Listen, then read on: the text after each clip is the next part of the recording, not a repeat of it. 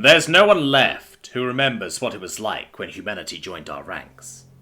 There are videos and reports and textbooks on it, of course, but there's no one left who was there. And so we forgot. We watched as humanity grew old and peaceful, settling into a comfortable place of power and influence among the great races of the Union. And so we grew resentful. What had they done to deserve their status? What had they done to earn their place? How had this upstart race become so widespread in our galaxy? We were the ones who built this community. We were the ones who had created the Union. Our races had been out here long before them.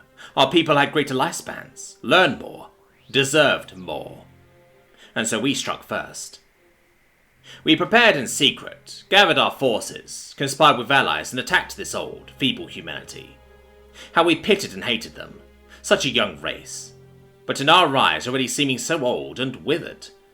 Pathetic. It was time to put the old man down.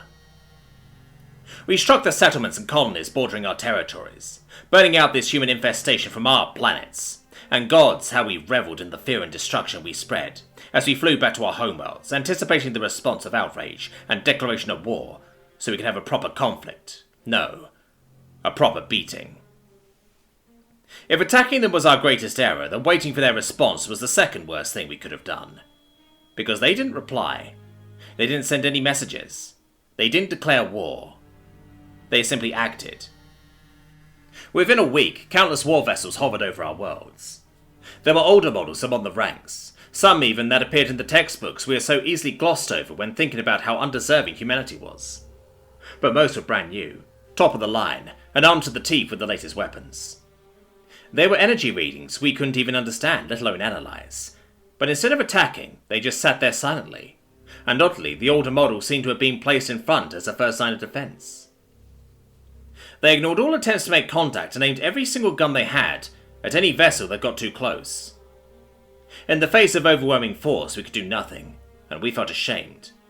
Not because we thought we were in the wrong, but because we had underestimated them. We had thought that they had stopped their pursuit of war during these centuries of peace, but clearly we were mistaken. But if they were just going to sit and posture, then we would have more than enough time to muster the might of our allied forces. After all, if they truly wanted this fight, they would have started firing by now, and they certainly wouldn't have these antique ships in their front lines. If they had to bring these relics out of retirement, this must be the extent of their resources, and while we might be overwhelmed in the beginning, we had more force to bring to bear in a drawn-out conflict. But something nagged at us about these old ships. Something seemed familiar. They reminded us of something, but we couldn't quite put our fingers on it. They felt like copies. Copies of something we used to know, and imperfect ones at that. Something just different enough for us to be unable to grasp the connection, and leave us increasingly unsettled. Finally, we turned our attention back to the reports, the videos, the textbooks, anything we could to try and finally scratch this seemingly insignificant but inexplicably persistent itch. And that's where we found it. Not the ships, but Selaxians. The Selaxians were a race that had grown and flourished with us in the early days of the Union, before the subjugation of Unascended wasn't yet seen as uncivilized or improper, and before the Union became a nurturing community, rather than a gathering of conquerors. At no point in time were we more suited for war. At no point since did we revel in it so. None of us more than the Selaxians. But the Selaxians had a moniker these days. In fact, they'd had it for centuries now. It was just that they were so far removed from our thoughts that it slipped through our collective memory. As the humans say, out of sight, out of mind. The lost civilization. During the conquest, they had run into unexpected resistance and resorted to unseemly methods, even by the standards of the day, and it cost them dearly. The enemy they made that day had not relented until their homeworld had been cracked into pieces, and not a single settlement in the known galaxy remained. Perhaps there were still a handful of survivors out there, but they dared not show their faces lest they rekindle their old enemy's rage. It was their ships those relics reminded us of. It was those familiar curves and edges that evoked such a restless unease within us. And it was now the memory of the dead race whose designs they were based off of that made us shudder with fear. Because humanity hadn't been equals with the Selaxians when they chased them across the galaxy to their deaths.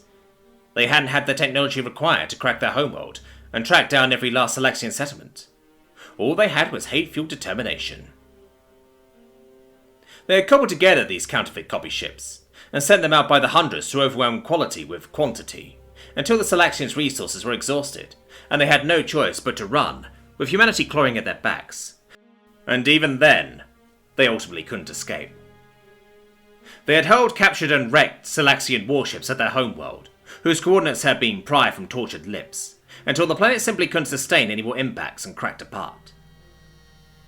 They had sent a ludicrous number of vessels out with maps of the galaxy, obtained from their defeated foes to check every possible corner, and burn out their remaining existences until finally there was no one left to find that could be found. And our predecessors had watched this all happen, wanting to help even as the Selexians begged them not to, shaken to their core. The most battle-hungry among them begged them not to fight. The ones that loved war the most ran from their enemy. A conqueror of conquerors died to its prey. When it was all said and done, and humanity made first contact with the rest of the Union, extending a hand drenched in the blood of an entire civilization, they shook it. They accepted their offer of alliance out of sheer fear, waiting to see if and when it would be their turn to fall. And then they watched as this monster put down his hammer of war, and picked up a pen to write laws of peace and treaties of friendship. And the ones who came before us welcomed this era of peace, eager to keep thoughts of conflict far from the minds of humanity, especially with how quickly they were developing, and how much closer to being true equals with the other races they were getting. But they are gone, and we forgot.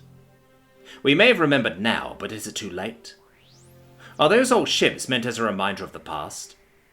Or are they a warning of things to come? Has the passage of time and an era of peace softened the heart of the old man? Or will the hammer swing once more? We sent out offers of reparations, the list of aid, money and territory growing with each day that passes. We hold our breaths and pray that humanity will be merciful, that we haven't taken a step too far that would doom us to join the Selexians as lost civilizations.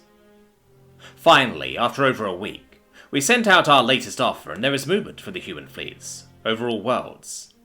The ships move forward and we fear the worst, only for them to turn around and slowly leave their respective orbits, and return to the newly expanded human space. We gasp for air as we stop holding our breaths. We collapse into the arms of our loved ones and weep in fear and relief in equal measure. We promise to make this day an officially recognized holiday throughout the galaxy to commemorate humanity's mercy. We all but lose ourselves to the ecstasy of avoiding certain annihilation. And we vow to never forget, lest the old man pick up his hammer once again.